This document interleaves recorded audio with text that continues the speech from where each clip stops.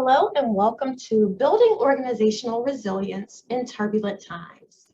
I am Shauna Parker, clinical faculty with VUSN's WHMP program and Alumni Association board member. In March 2020, Pam Jones was tapped to co-chair Vanderbilt's COVID-19 Public Health Central Command Center, where she has led the university-wide approach around managing patient profiles, contact tracing, isolation planning, quarantine notifications, cluster analysis, data management, and psychological assistance for all on-campus students. Her team has been widely admired for their cohesiveness and commitment during the course of the pandemic. In fact, Dr. Jones received the Vanderbilt Chancellor's Award for University Service in 2020 for her innovative leadership throughout the ongoing public health crisis. A triple Dore alumna of the School of Nursing, Dr. Jones's career led her to become Senior Associate Dean for Clinical and Community Partnerships at the school. Earlier this month, she was appointed as the university's Associate Vice Chancellor for Health and Wellness, where she oversees all aspects of Vanderbilt's strategic health and wellness priorities, including the continued response to the pandemic and collaborative health and wellness efforts with the medical center. Dr. Jones will cover a number of concepts in her presentation today, and if time allows, we'll take questions at the end. Please use the Q&A function if you have a question that hasn't already been addressed during the presentation. Dr. Jones, we all look forward to your presentation today. I'll now hand it over to you. Thank you. Thank you so much for that kind introduction, Shauna, and it's a pleasure to be here with everyone this morning. Certainly an honor to communicate with my fellow alum. So I'm going to share my screen and just let me know if there's a problem with that. Okay, so I think you guys can see the slides now. So I want to just talk a little bit about kind of where we are. And I'll tell a funny story. One of your fellow alum asked me to be a guest speaker last month for their leadership retreat. And the topic originally was lessons learned post-COVID, leadership lessons post-COVID. And about 3 days before that talk was when we started to really see significant spikes and things like significant nurse shortages, the Delta spreading. This was the graph from the United States in August, about the time of that talk. We, for the first time, started seeing significant pediatric admissions, which really was different with Delta than what we saw previously. So, and we began to understand that the vaccine, although incredibly effective at preventing hospitalizations and severity of illness, was not always as effective as we had hoped in preventing spread. So I very quickly retooled the talk and started thinking about what are those kind of things that can really stop and help us a little bit as we face the second wave. I'm sure many of you feel this same way, but for me, the second wave was actually a little harder than the first, because although the first wave, we didn't know much, we were just finding our way. The second wave, we didn't expect it to happen. We thought we were through it. So the psychological component of it, I think, has been even harder. So I stepped back and said, okay, let's think through some leadership principles that can help us have some additional tools or freshen up some additional tools that can help us get through not only this, but all the other ongoing work that has to happen. Because again, we put a lot of things on hold because of the pandemic, and many of those things have to get brushed off, and your organizations have other priorities that you have to focus on as well. So it's really time to take a deep breath and explore some concepts that might help us. So a few questions for you to consider and be thinking about on your own. What have you learned over the past year as you and your organization adapt to deal with COVID? What key learnings will you leverage going forward? Some thoughts that came up as we did a discussion around this with the last group I did were these types of common themes. We learned to live with uncertainty because we didn't have a lot of data when we first started down this journey, did we? We really didn't know. And to use the best available evidence to inform decision making and make decisions. We learned we could innovate and retool very quickly when we needed to. All organizations, healthcare and not, had to retool to deal with the pandemic. Teamwork and collaborative relationships are even more important than ever. And our employees are our best asset, and wellness in the workplace takes on a whole new meaning. We all knew that, but it became painfully clear to us during the pandemic that our employees are our best assets, and helping them with their psychological safety was very important. And again, organizational resilience is key. We have to figure out, how do we keep going? How do we keep doing what we're doing? And how do we pull together as a team? So for me, I always go to theory first and start to think through what are some of those leadership theories that can inform us and perhaps give us some different ways of thinking, or crystallize the thinking that you may already have. This is a theory called adaptive leadership theory, originally developed back in 2009, and we'll make these slides accessible. This is a really good book about the practice of adaptive leadership, and I've pulled a few things from this book just for our consideration. Successful adaptive leaders, therefore, must demonstrate integrity and follow their heart. Surround themselves with people who are different than them. And you guys know, as you build teams, if everybody on that team thinks the same and has the same strengths, you don't end up with nearly as strong a product and outcomes as if you have true diversity and people who are different than you on that team. Be flexible, but not always willing to compromise. And I love this point because we all know there are certain things we can, I heard Benner give a talk one time, and she talked about nurses being semper gumby. We are very flexible. However, there are certain things that you cannot compromise on. And sometimes true leaders are the ones who have to tell people that and say, wait a minute, you've got to stop and listen to me. This is something that absolutely we can't compromise on. This is the bottom line, health, safety, etc. Be able to stand up for their vision. Learn from the past, enjoy the present. And again, this enjoy the present one, even though we've all been through a lot, I know the team that I've worked with, we spend a lot of time laughing and having fun because you have to. You have to enjoy the work. The work is hard, and we've got to find some joy at work. Keep aware of having a stake in one's future by continually gather data from all sources. And again, I'll use COVID as an example, but you guys know with other work processes, continuous improvement, continuous data collection, watching those trends is an important milestone and hallmark of good leadership. A little bit more about this. The theory talks about leadership versus authority, and I've pulled a couple quotes out here. Just so you can see them. I've got to minimize my screen so I can see them. Whoops, didn't mean to go, sorry about that. So by practicing adaptive leadership beyond authoritative management, you risk telling people what they need to hear rather than what they want to hear. But you can also help your organization's community or society make progress on its most difficult challenges.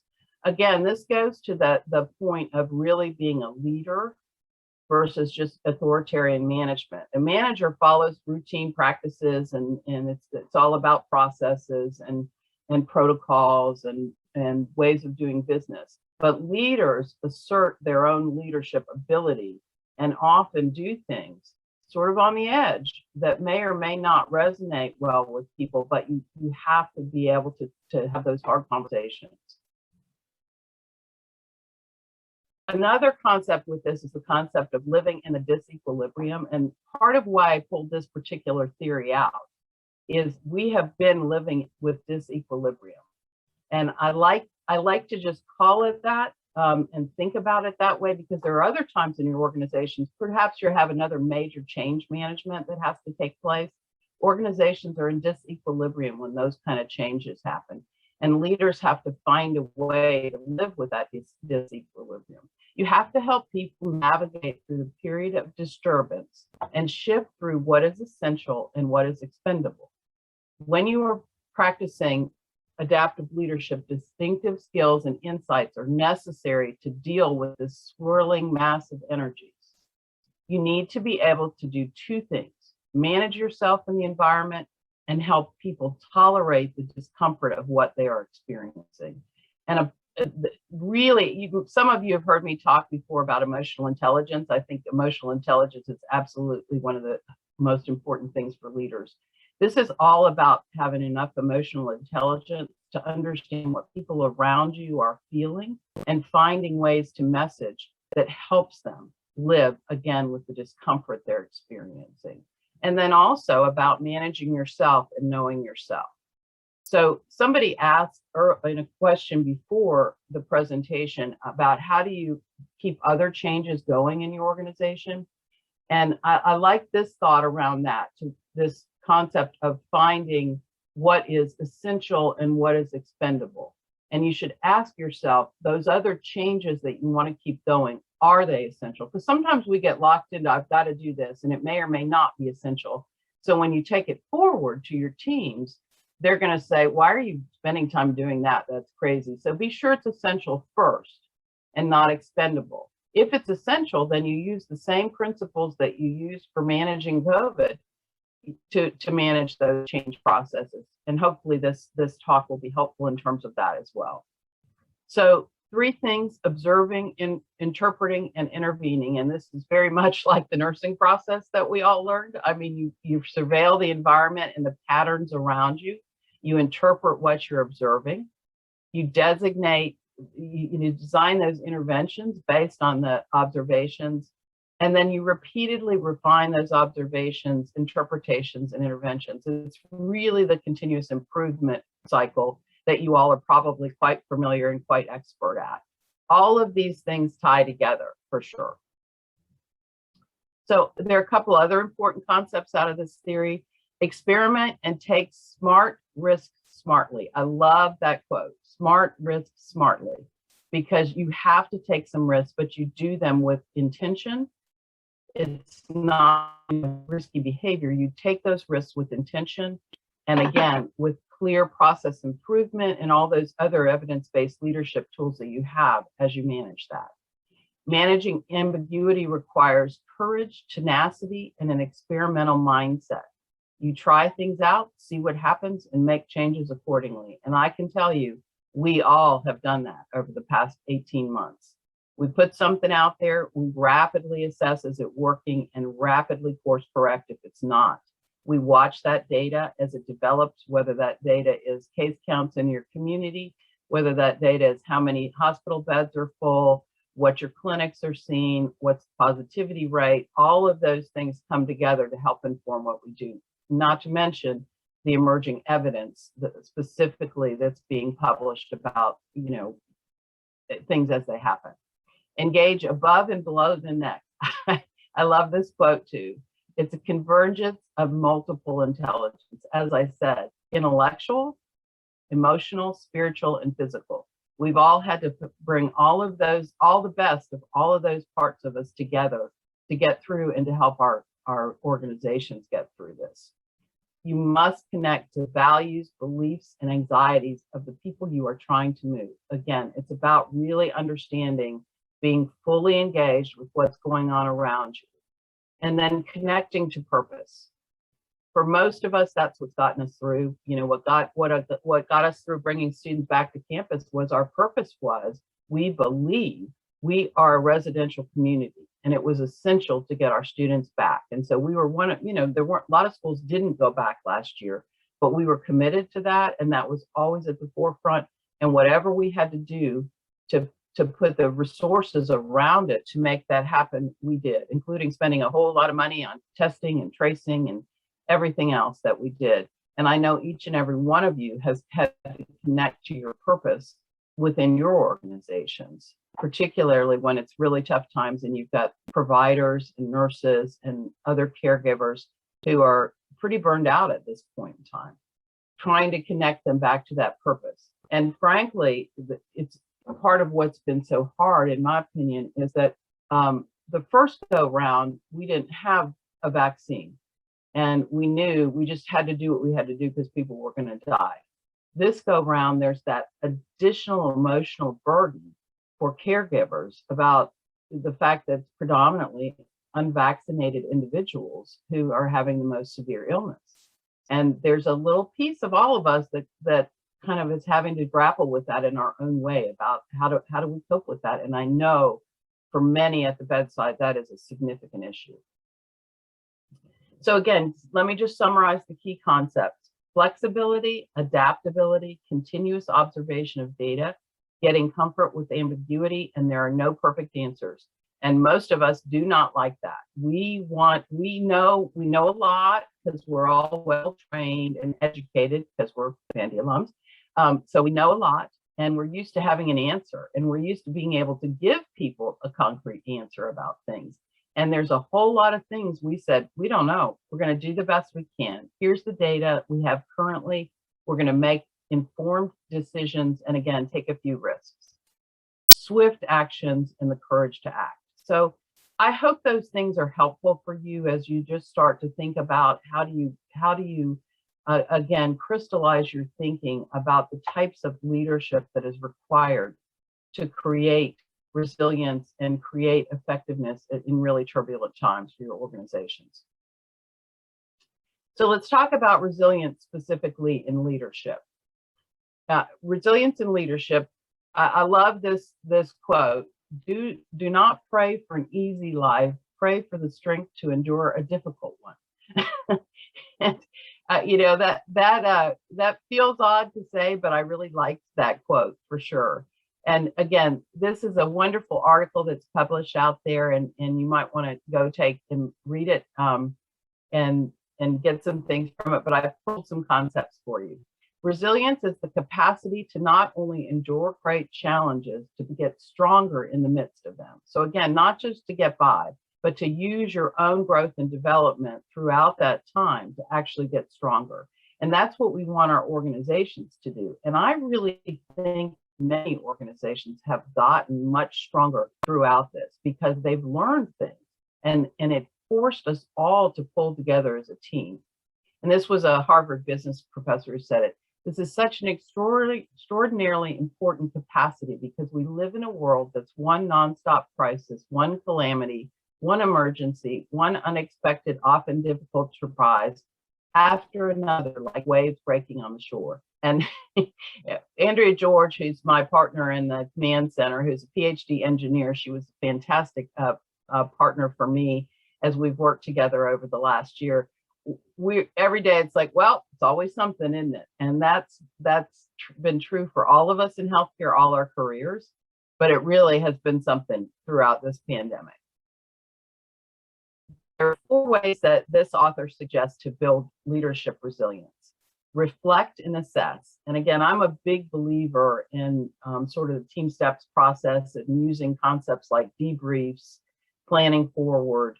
So debrief, how did things go? How can we do it differently tomorrow? What do we need to do? What's the data showing us? You're going to hear a lot of continuous themes through here.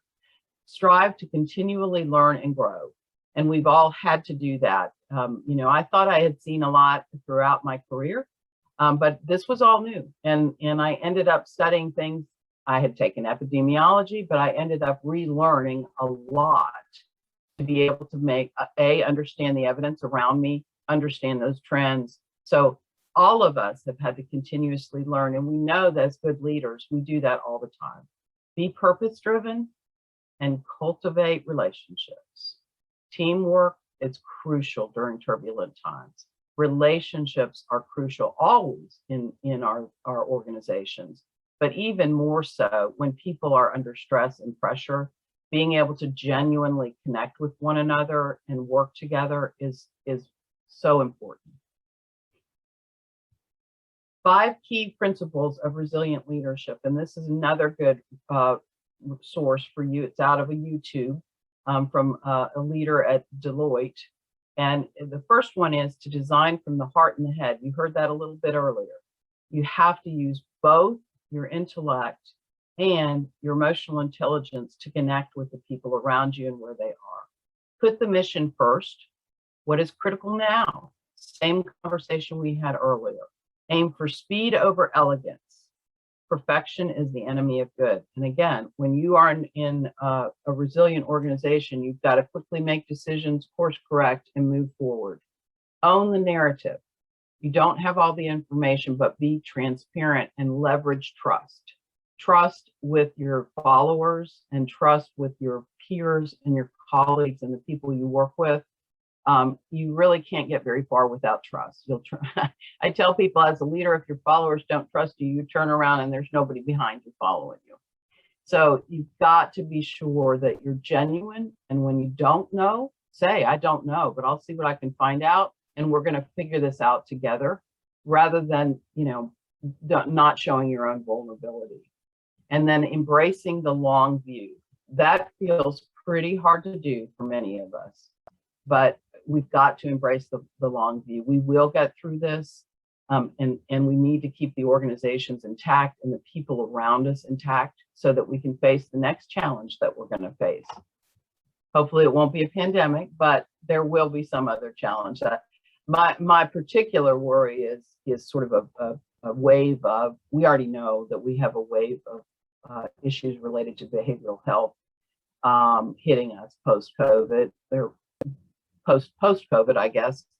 And I think we're going to see more and more of that because it really has taken a toll on people in terms of that. So what are the characteristics of resilient teams? Resilient teams have sound leadership at all levels and strong cultures founded on trust, accountability, and agility. They have high degrees of engagement and participation, approach with an adaptive mindset, and navigate change more successfully than other similar organizations. Resilient teams have a foundation of meaningful core values that all members believe in and a sense of unity beyond what you find in many teams. Again, it's about leadership. It's about, having adaptive organizations and deeply connected to those core values. And, in nursing, we often tie things back to what is our core values. I know the School of Nursing has spent a lot of time thinking about what are our core values? What's our mission statement? How do we demonstrate that to people, not just in words, but in actions? And I'm sure each of you has thought about that in your organization. I also am a huge believer in sort of symbolism, and people pay attention to how leaders spend their time and what they do, not just what they say. So be mindful that the things that you are really spending your time doing and spending your valuable energy doing are those things that tie back to the core values of the organization. Resilient teams need resilient leaders. That's obvious, right? Resilience is the strength and speed of our response to adversity, and we can build it. It isn't about having a backbone. It's about strengthening the muscles around our backbone.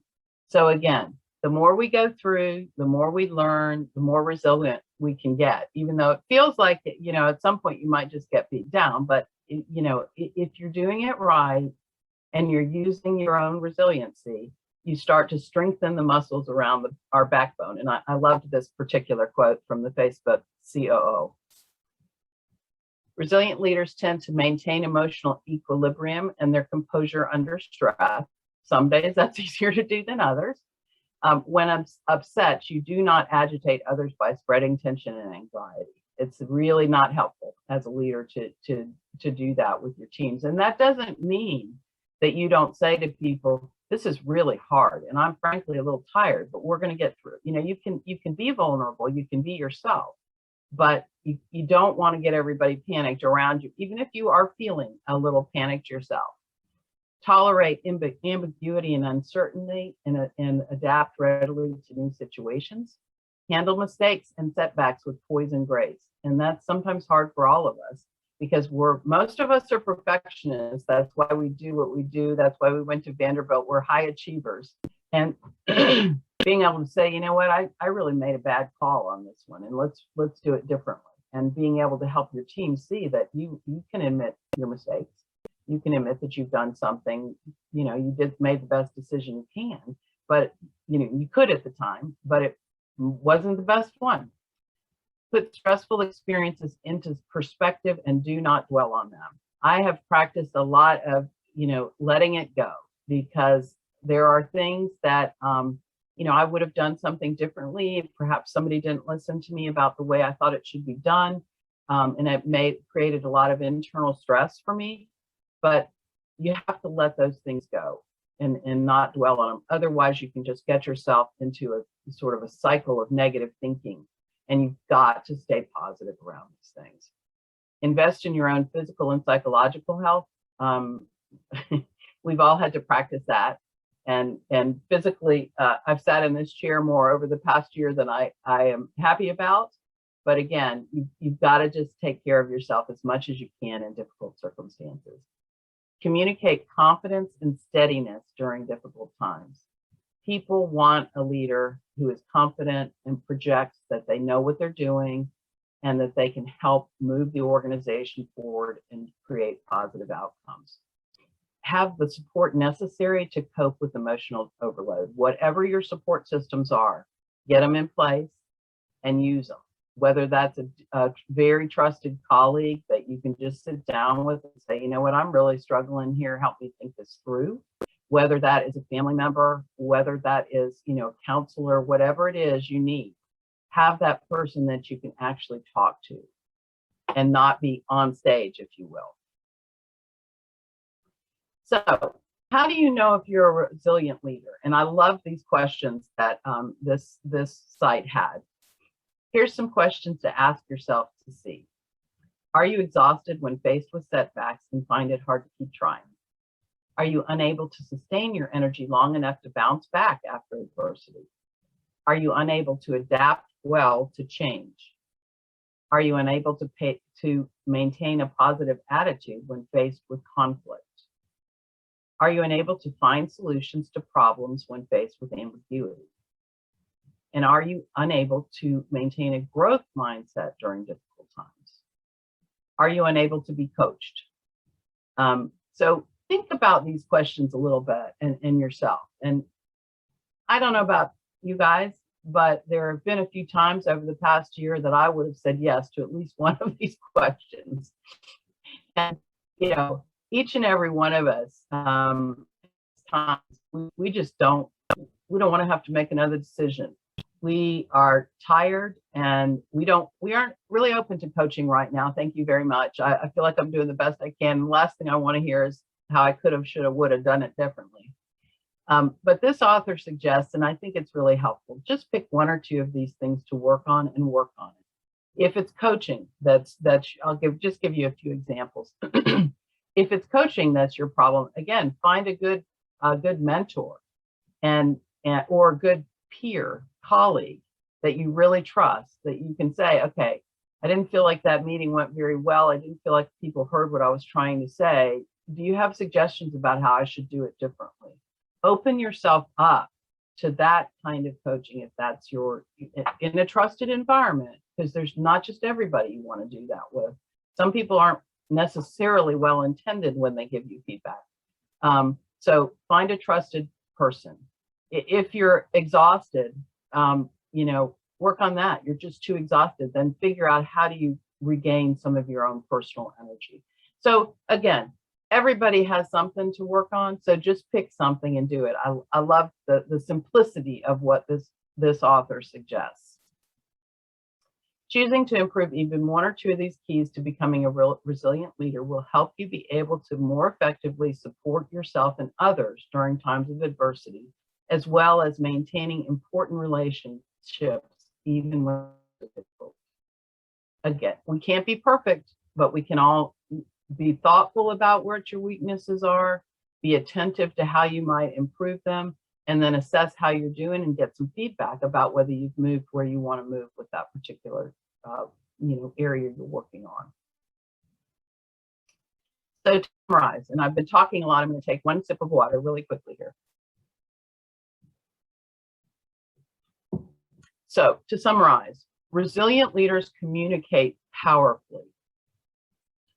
And communication, it's all been about communication in so many ways, helping people understand where, I mean, there's lots of process work everybody's done too, but you cannot over communicate, in my opinion, in times of the turbulent times. Because if you go silent, people will assume the worst. They will absolutely assume the worst. And we had sort of an interesting experience over the summer because, you know, we communicated a lot across campus last year and talked about COVID all the time. And this summer, case counts were way down. We really thought we weren't going to need to communicate as much because we weren't going to have as many issues. So we kind of went a little quiet, and people didn't react as, you know, once cases started back up, it took us a little bit of time to retool. And people didn't react very well to that because they thought it was way worse than it was and that we were hiding something from them. So it was just, again, another little lesson learned as we went along here. You cannot over communicate. Everything you do is a communication activity.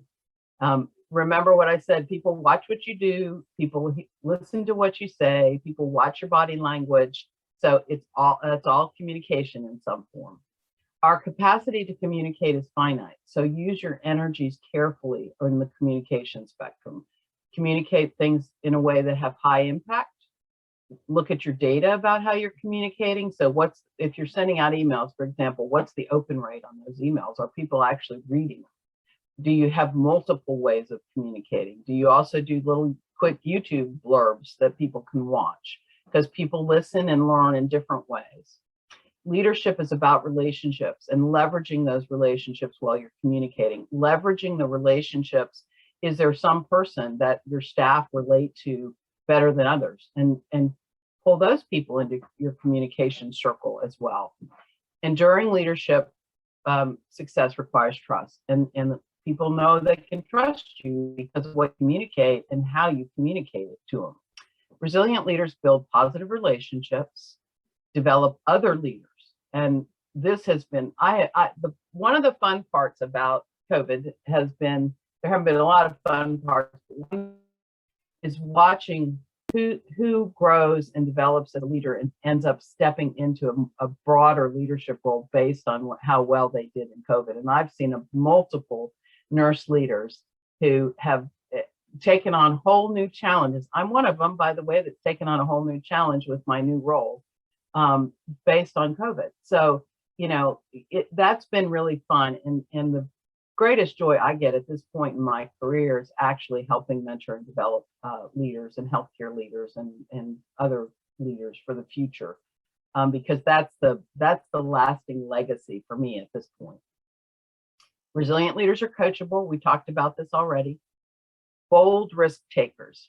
And again, you have to have a little bit of a safety net, but you have to be bold and be brave in times of, turbulent times. Champions of change. And most nurse leaders are champions of change their entire careers. But again, we've had to figure out how to do that really effectively. And resilient leaders are decisive. So again, those are just some of the summary points around this. I want to touch on another thing, which is closely related. It's a different concept, but it's closely related to resilient organizations. And it's some tools that many of you are probably familiar with. But it's the principles of high reliability organizations, HROs. And a lot of this originally came out of the military because the military has got an aviation as well. So the safety science in the aviation industry, you have to have highly reliable processes in aviation or people die, planes crash. So this is a tool for you to explore in terms of your toolkit in turbulent times. And I'll just touch on this because we could have a whole hour discussion about high reliability, but prioritizing reliability, and that is always knowing the possibility that something could go wrong and planning, in your decision making, in your day-to-day activities, always say, what if this happened? How would we prevent that? Because things always do go wrong. Recognizing complexity. The work environment is complex and unpredictable. So incorporating those diverse opinions can help you recognize that complexity. I always tell people, especially new leaders, when they go into organizations, it's never as simple as you think. There's always more to the story. So be sure you have people at the table who can help you understand the complexity that you may not be familiar with. And that goes back to the concept we talked about at the very beginning of having diverse teams with those skills.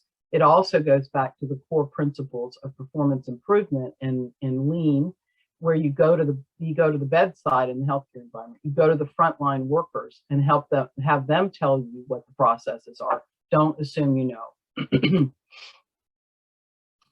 Strong leaders. We've talked a lot about strong leadership, but for high reliability organizations, you've got to have those strong leaders in place. And acknowledging risk. Again, something can go wrong, and with a resilient mindset, problems can be recognized and solved early on. Decentralized decision making. We think of decision making needing to be very centralized in crisis, and it does need to be in terms of organizational direction, but you also have to have people who are empowered to make decisions at the right level of the organization so that they can change something, because they, again, remember, and you can figure out what's the processes that you need to approve things and all of that. But you've got to empower people close to the work to make those decisions, because they have the most expertise. The CEO doesn't necessarily have the most expertise around whatever topic you're dealing with. So again, just another set of tools that you might think about either spending a little more time learning about. You may already be experts in high reliability, but these are principles. This is another toolkit that goes hand in hand with creating resilient organizations. So final thoughts, and then we'll open it up for questions. And these are not based on evidence. These are based on my experience. Understand yourself and where you are. Take some time. I mean, I journal sometimes, particularly if I'm under a lot of stress and I'm finding that I really need to make myself think about what's going on. I journal. And at first it felt really weird to me because, as you guys can probably guess, I'm a very verbal person. But it helped me think in a different way. Lean on a trusted colleague, friend, or mentor to keep you grounded. And we all absolutely need that. Trust the competency of your teams. This is not a time to micromanage and second guess everybody. You have competent teams around you. You have to trust them, and you have to allow them to make decisions that are appropriate for their expertise. Encourage honest dialogue that respects the need for psychological safety of your teams. People really do need to know that they're struggling, and you have to be able to say that to them. You have to be able to say, this is hard, and I wish we weren't doing this again with COVID. Quite frankly, we all do. But you have to be able to say, okay, let's talk about it. Let's open up the dialogue, create some safety for them to be able to express how they're feeling. Trust your instincts and tap into your strengths. And again, we use data, we use evidence, but we also have to use our instincts to assess what's going on and make the right decisions. And step away when you need to, because we all do have a limit. And that really has been hard for many of us throughout this, because again, we're service-oriented people. I've spent my whole career running healthcare systems and nursing. And being able to say, I have to step away for a few days and not check my email. I need some downtime. You've got to do that. And I've seen leaders who've been, hadn't had a vacation for a year. And at some point you have to say, I can no longer bring my best self to the work if I don't step away and recharge. Okay, I think that's it, Shauna. So I don't know, I'm going to stop sharing my screen here. Let me move. And then I'll take any questions if we've had questions come in through the chat. Thank you, Pam, for sharing with us. Very insightful. There are a couple of questions in the chat here, and let's see. So the first question is, my organization is small. How can I prepare staff for future mental health issues that you referenced? Yeah, you know, I've been involved in some small organizations throughout my career as well, and I tell people, you know, people think it's hard to run the big academic health center. It's actually much harder to run smaller organizations because you don't have as many resources. So here's what I would advise. I do think that starting to talk about the fact that people have stress. I mean, a lot of nurses are truly experiencing diagnosed post-traumatic stress syndrome, and nurses and others, physicians and respiratory therapists and all those people who've been on the front lines. So I think just starting to talk about it and starting to talk about it's okay to be experiencing psychological distress, and then look to your own community for what resources are available. There's some pretty cool stuff out there. You know, there's an app called Headspace that helps people a lot. I haven't been on it, but I know we're using it for our students here. That helps people with mindfulness. Look for your own resources. Look to see what your insurance plan for your organization covers, and start to line up some resources. One really nice thing that we've discovered is that behavioral health services work really well via telehealth. And so even if you don't have a lot of resources in your community, you might be able to find a provider that you can connect your people with through telehealth.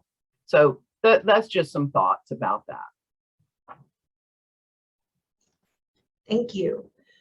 Another question is, what if trust in my organization has been violated? How do we regain that? Good question, and a pretty tough question. You know, I think that finding an organizationally appropriate way to actually talk about it is the first step.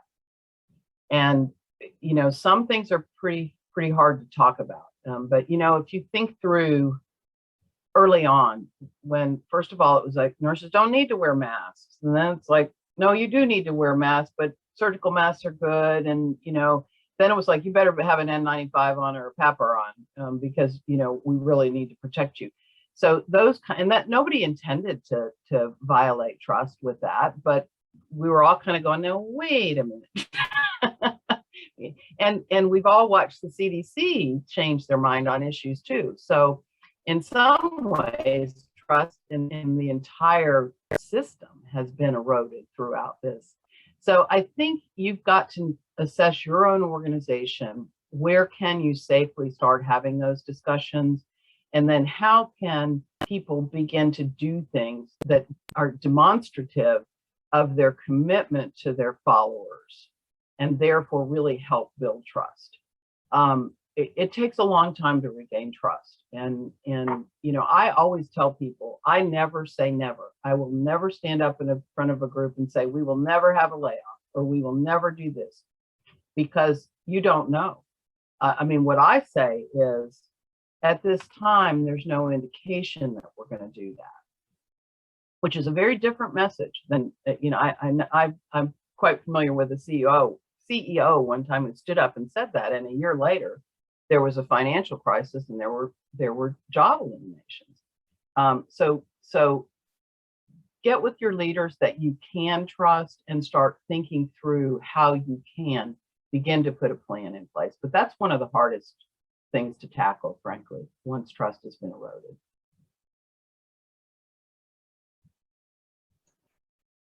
Thank you again. Another question, you talked about emotional intelligence. Say you note that the team morale is down and has been down for some time. How might this be addressed? Yes. So again, finding a way to start to have some dialogue about it, finding a way to tap into that team and saying, okay, let's diagnose together what's going on here and what might make a difference. looking to the literature for evidence-based practices around wellness, nurse wellness in particular. I'll address, the doing things like giving people some mental health days. We had our nurse execs here for the DNP block, and they've shared some really good ideas from their own organizations, and that was one of them, giving people some mental health days. And you have to, it's expensive for an organization, but there are times, and giving people permission to say, I need a mental health day. I've got to take a day off. One organization talked about, if a group of managers, we were talking about frontline nurse managers and how much really they've been there. It's always a really hard job, but it's really been hard for them. And I loved what this one organization was doing is they said, I want you to take one day where you work from home and don't come into the office and only do a 4-hour work day that day. So recognizing that they needed some time off. So look at the team, do your own assessment of what you think is causing that. See if you can intervene. Maybe they need more communication. Maybe they need more support in some ways. Maybe they need more staffing. But diagnose what's there, try it and see if it helps. But again, open communication and trusted communications with people. There is one last question. How can we tell new practitioners that everything will eventually be okay? That's a great question, because they're not going to believe you, right? They're going to say, yeah, right. Well, I think using your own experience and saying to people, and I've said this a lot. I have been through a lot in my career. I have never been through anything like this.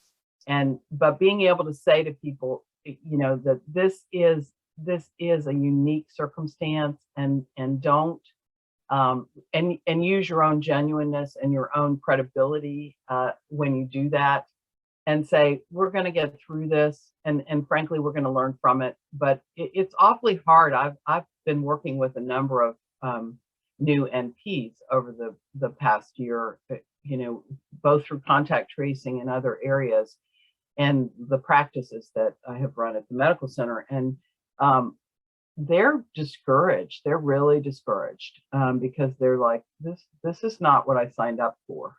But you just have to keep giving them as much support as you can, keep helping them get perspective on it. Remember what I talked about earlier, looking for the long view. Help them, because they don't have a long view, but you do. Help them visualize and connect to what the long view is, and where we'll be going. And then again, I think it's really good to say, what are the positive things that have come out of this? What have we learned as both a society and an organization and a community about the importance of things like health and wellness? People have a different appreciation for that. People have a different appreciation for the integrity and the social interaction that comes out of work teams that we all sort of took for granted, right? But when none of us saw each other for a while, except on Zoom like this, we really, I for one, and I'm an extrovert, I love to connect with people, and I really needed that. So, we've all, so reflect on those positive things for them too, so that they don't just stay focused on the negative. Very helpful. Pam, that was the last question. Is there anything else that you'd like to add before we log off today? No, I'll just say, it's been a pleasure. I wish I was sitting in a big room with all of you so I could see your expressions and see if this is helpful for you. But I appreciate your coming today. It's leadership is an art and a science, and practicing it, thinking about it, reflecting on it is kudos to you for doing so today. And it's always just a pleasure to connect with our Vanderbilt community. As you said, Shauna, I'm a triple Dore. This is actually my 40th reunion year for my BSN program. So I'm an old triple Dore at this point, but I'm so proud to be part of the School of Nursing, and now always been proud to be part of VU, but now formally part of VU as a whole, and look forward to where we can all go in the future. Thanks so much. Thank you. Thank you all for joining today.